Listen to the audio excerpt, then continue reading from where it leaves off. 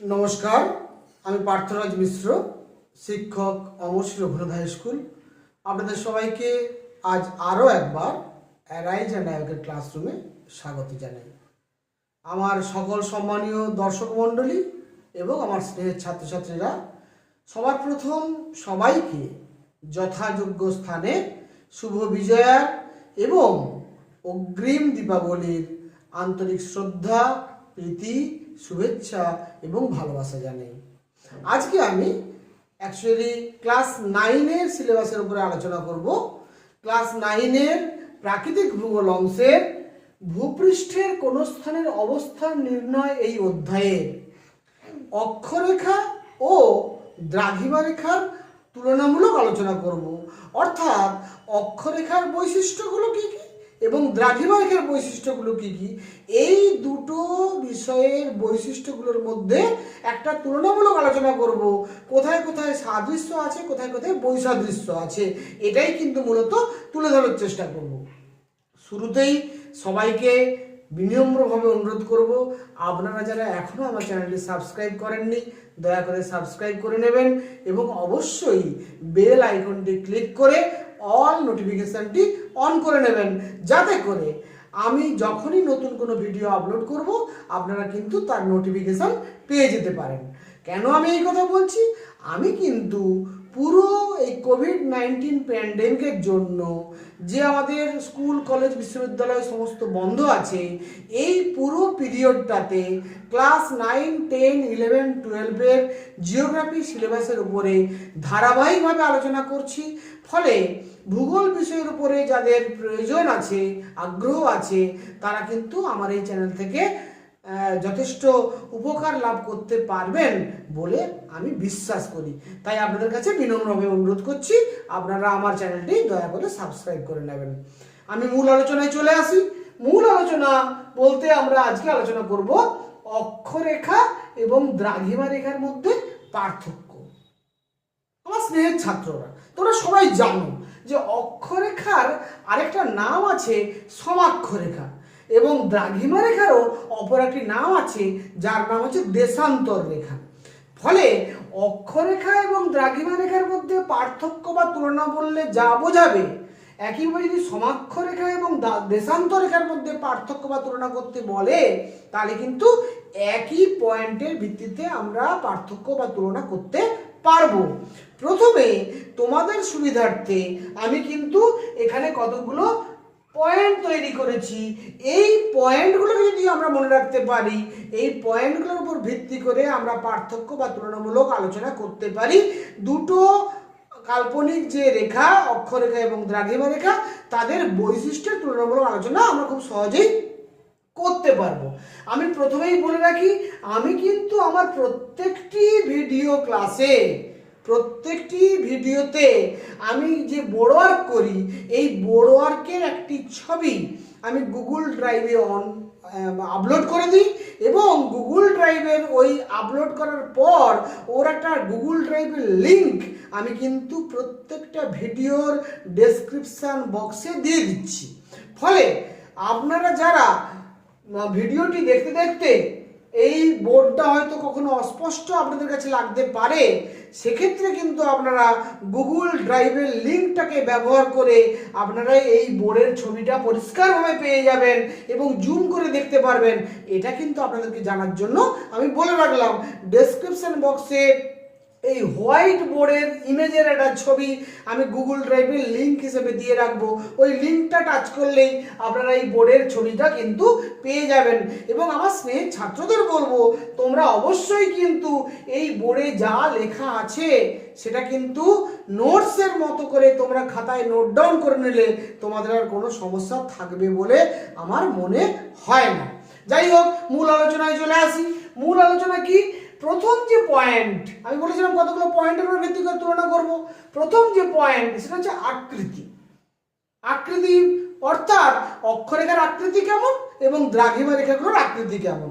যদি দেখো প্রতিটি অক্ষরেখা কিন্তু পূর্ণ বৃত্তাকার। আমরা কিন্তু আগে পড়ে এসেছি, অক্ষরেখার বৈশিষ্ট্য পড়েছি, দ্রাঘিমা রেখার বৈশিষ্ট্য পড়েছি, অক্ষরেখার সংজ্ঞা পড়েছি, দ্রাঘিমা রেখার সংজ্ঞা পড়েছি, অক্ষাংশ নির্ণয় করার পদ্ধতি শিখেছি, দ্রাঘিমা নির্ণয় করার পদ্ধতি শিখেছি, কিভাবে অক্ষাংশ এবং দ্রাঘিমাংশকে ব্যবহার করে অবস্থান নির্ণয় করতে হয় সেটা আমরা আলোচনা করেছি। আমি অক্ষরেখা দ্রাঘিমার উপরে বিস্তৃত ক্লাস করেছি, আজকে শুধু তুলনামূলক আলোচনা করব। তাহলে প্রত্যেকটা অক্ষরেখা কিন্তু পূর্ণ বৃত্তাকার। আমি এখানে ছবিটা দেখিয়েছি, তোমরা ছবিটা দেখতে পাচ্ছ, অক্ষরেখাগুলো প্রত্যেকে পূর্ণ বৃত্তাকার। তাহলে অক্ষরেখাগুলোর আকৃতি কেমন? না পূর্ণ বৃত্তাকার। আর দ্রাঘিমা রেখাগুলোর আকৃতি কেমন? দ্রাঘিমা রেখাগুলোর আকৃতি কিন্তু অর্ধ বৃত্তাকার। ছবিতে ভালোভাবে দেখতে পাচ্ছ, দ্রাঘিমা রেখাগুলোর আকৃতি কিন্তু অর্ধ বৃত্তাকার। এবারে যদি বিস্তৃতি এই পয়েন্টটার দিকে তাকাই, তাহলে অক্ষরেখাগুলো কোন দিক থেকে কোন দিকে বিস্তৃত? না অক্ষরেখাগুলো পূর্ব থেকে পশ্চিমে বিস্তৃত। অক্ষরেখাগুলো যেমন বৃত্তাকার আকৃতিগত হবে, আর বিস্তৃতিটা কিন্তু পূর্ব থেকে পশ্চিম দিকে। আর দ্রাঘিমা রেখাগুলোর বিস্তার কোন দিকে? না উত্তর থেকে দক্ষিণ দিকে। আরো সঠিকভাবে বললে, আরো নিখুঁতভাবে বললে, উত্তর মেরু থেকে শুরু হয়ে দক্ষিণ মেরুতে গিয়ে শেষ হয়েছে প্রত্যেকটি দ্রাঘিমা রেখা। অর্থাৎ দ্রাঘিমা রেখাগুলো শুরু হয়েছে উত্তর মেরুতে, শেষ হয়েছে দক্ষিণ মেরুতে। আকৃতিটা অর্ধবৃত্তাকার, আকৃতিটা হচ্ছে অর্ধবৃত্তাকার এবং এগুলো উত্তর থেকে দক্ষিণে বিস্তৃত। এবারে যদি পরিধি এই পয়েন্টটার দিকে তাকাই, তাহলে অক্ষরেখাগুলোর পরিধি কেমন? না অক্ষরেখাগুলোর পরিধি কিন্তু সমান নয়। একেবারে পৃথিবীর মাঝখানে যে নিরক্ষরেখা আছে, এই নিরক্ষরেখার পরিধি সর্বাধিক। নিরক্ষরেখা থেকে উত্তর দিকে এবং দক্ষিণ দিকে যতই আমরা মেরুর দিকে এগোবো, সেটা উত্তর মেরুর দিকেই হোক আর দক্ষিণ মেরুর দিকেই হোক, ক্রমশ অক্ষরেখাগুলোর পরিধি ছোট হতে হতে এক সময় কিন্তু মেরু বিন্দুতে রূপান্তরিত হবে। অর্থাৎ অক্ষরেখাগুলোর পরিধি সমান নয়। আর দ্রাঘিমা রেখাগুলোর কিন্তু প্রত্যেকটার পরিধি সমান, কারণ দ্রাঘিমা রেখাগুলো অর্ধবৃত্তাকার এবং সবাই উত্তর মেরুতে শুরু হয়ে দক্ষিণ মেরুতে শেষ হয়েছে, তাই দ্রাঘিমা রেখাগুলোর কিন্তু পরিধি সমান। আমি বললাম না, তোমরা যদি পয়েন্টগুলো মনে রাখতে পারো তোমরা নিজেরাই কিন্তু লিখতে পারবে। পয়েন্টগুলো মনে রাখবে, ছবিটা মনে রাখবে। এই পয়েন্ট আর ছবি হলে তোমাদের পুরো ভিডিওটা আর মুখস্থ করতে হবে না, নিজেরাই নিজেদের ভাষায় উপস্থাপন করতে পারবে। আর পরীক্ষা এখান থেকে প্রায়শই প্রশ্ন আসে ক্লাস 9-এর ছেলে মেয়েদের জন্য, ফলে এটা খুব ইম্পর্টেন্ট একটা ভিডিও। তোমরা অবশ্যই কিন্তু এই পয়েন্টগুলো এবং ছবিটা মনে রেখে লেখার চেষ্টা করবে। নেক্সট পয়েন্ট হচ্ছে সমান্তরাল। আমি এই সমান্তরাল পয়েন্ট একটা করেছি। অক্ষরেখাগুলো কিন্তু নিরক্ষরেখার সঙ্গে তো বটেই, একে অপরের সঙ্গে সমান্তরালে অবস্থিত। অক্ষরেখাগুলো পরস্পরের সঙ্গে সমান্তরালে অবস্থিত, এই জন্য অক্ষরেখাগুলো আমি বলেছি এই রেখাগুলো পরস্পরের সমান্তরালে অবস্থিত। দ্রাঘিমা রেখাগুলো কিন্তু পরস্পরের সমান্তরাল নয়। আমরা ছবিতেই দেখতে পাচ্ছি দ্রাঘিমা রেখাগুলো কিন্তু পরস্পর সমান্তরাল নয়। কেন? না উত্তর মেরুতে শুরু হয়েছে দক্ষিণ মেরুতে শেষ হয়েছে, আকৃতিটা অর্ধবৃত্তাকার, তাই সমান্তরাল হওয়া সম্ভব নয়। কিন্তু অক্ষরেখাগুলো কিন্তু প্রত্যেকের সমান্তরাল আমরা ছবিতে দেখতে পাচ্ছি। নেক্সট পয়েন্ট, স্থানের অবস্থান। স্থানের অবস্থান মানে যে কোনো জায়গা বা যে কোনো স্থান, তার অবস্থান। আমি যদি অক্ষরেখার দিকে তাকাই, যে কোনো অক্ষরেখায় যতগুলো স্থান আমরা দেখতে পাবো, প্রত্যেকটা স্থান একে অপরের পূর্ব পশ্চিমে অবস্থিত। তাহলে একই অক্ষরেখায় অবস্থিত প্রত্যেকটি স্থান একে অপরের পূর্ব পশ্চিমে অবস্থিত। এই স্থানের অবস্থান মনে বলতে চাইছি যে একই অক্ষরেখায় অবস্থিত হলেও, একই অক্ষরে অবস্থিত যতগুলো বিভিন্ন স্থান আমরা দেখতে পাবো, প্রত্যেকটা স্থান কিন্তু একে অপরের পূর্ব পশ্চিমে অবস্থিত। এবং একই দ্রাঘিমা রেখায় অবস্থিত প্রত্যেকটি স্থান একে অপরের উত্তর দক্ষিণে অবস্থিত। তাহলে অক্ষরেখায় অবস্থিত স্থানগুলো একে অপরের পূর্ব পশ্চিমে অবস্থিত, আর দ্রাঘিমা রেখায় অবস্থিত স্থানগুলো একে অপরের উত্তর দক্ষিণে অবস্থিত। এইটাকে বলছি স্থানের অবস্থান। 6 নম্বর পয়েন্ট হচ্ছে সর্বোচ্চ এবং সর্বনিম্ন মান। আমি তোমাদের বলেছিলাম যে অক্ষরেখা এবং দ্রাঘিমা রেখা উভয়েরই কিন্তু সর্বনিম্ন মান 0 ডিগ্রি। অক্ষরেখার সর্বোচ্চ সর্বনিম্ন মানও 0 ডিগ্রি, আর দ্রাঘিমা রেখারও সর্বোচ্চ সর্বনিম্ন মান 0 ডিগ্রি। এবং অক্ষরেখার সর্বোচ্চ মান কিন্তু 90 ডিগ্রি এবং দ্রাঘিমা রেখার সর্বোচ্চ মান কিন্তু 180 ডিগ্রি। এইখানে একটু ক্লিয়ার করে দিই, সর্বনিম্ন অক্ষাংশ 0 ডিগ্রি মানে এটা একটা নিরক্ষরেখা বা বিষুবরেখা। বিষুবরেখার মান হচ্ছে 0 ডিগ্রি, বা ওটাকে আমরা নিরক্ষরেখাও বলতে পারি। নিরক্ষরেখা থেকে উত্তর এবং দক্ষিণে কিন্তু ক্রমশ অক্ষাংশের মান বাড়তে বাড়তে একেবারে সর্বোচ্চ অক্ষাংশ মেরু বিন্দুতে গিয়ে পৌঁছায়। সুমেরু বিন্দু হচ্ছে 90 ডিগ্রি উত্তর, আর কুমেরু বিন্দু হচ্ছে 90 ডিগ্রি দক্ষিণ। তাই সর্বোচ্চ অক্ষাংশ হচ্ছে 90 ডিগ্রি বলে আমি বলেছি। এবং দ্রাঘিমার ক্ষেত্রে সর্বনিম্ন দ্রাঘিমা কোনটা না, যেটা মূল মধ্যরেখা, প্রাইম মেরিডিয়ান, এই মূল মধ্যরেখাকে আমরা বলি সর্বনিম্ন দ্রাঘিমা।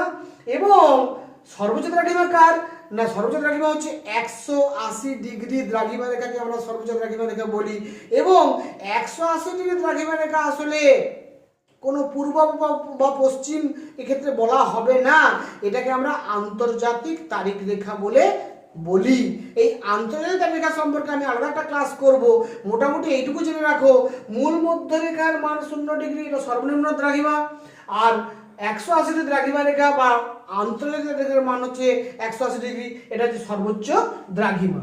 এরপরে যদি আমি সূর্যোদয় এবং সূর্যাস্ত এই পয়েন্টের দিকে তাকাই, তাহলে দেখব যে একই সমক্ষরেখায় সর্বত্র একসঙ্গে সূর্যোদয় এবং সূর্যাস্ত হয় না। একই সমক্ষরেখায় অবস্থিত সর্বত্র একসঙ্গে সূর্যোদয় এবং সূর্যাস্ত হয় না, স্বাভাবিক হওয়া সম্ভব নয়। একটা অক্ষরেখা, এই অক্ষরেখাতে যতগুলো স্থান আছে প্রত্যেকটা স্থান একে অপরের পূর্ব পশ্চিমে অবস্থিত। তাহলে যে স্থানগুলো পূর্ব দিকের স্থান সেখানে আগে সূর্যোদয় হবে, যে স্থানগুলো পশ্চিম দিকের স্থান সেখানে পরে সূর্যোদয় হবে। স্বাভাবিকভাবে যেখানে আগে সূর্যোদয় হয়েছিল সেখানে আগে সূর্যাস্ত হবে, যেখানে পরে সূর্যোদয় হয়েছিল সেখানে পরে সূর্যাস্ত হবে, এটাই স্বাভাবিক। তাই একই অক্ষরেখায় অবস্থিত সর্বত্র একসঙ্গে সূর্যোদয় এবং সূর্যাস্ত হয় না। বাট একই দ্রাঘিমা রেখায় অবস্থিত প্রত্যেকটি স্থানে একই সময়ে সূর্যোদয় এবং সূর্যাস্ত হয়। ফলে সূর্যোদয় সূর্যাস্ত পয়েন্ট নিশ্চয়ই বুঝতে পারলে। নেক্সট, জলবায়ুর তারতম্য।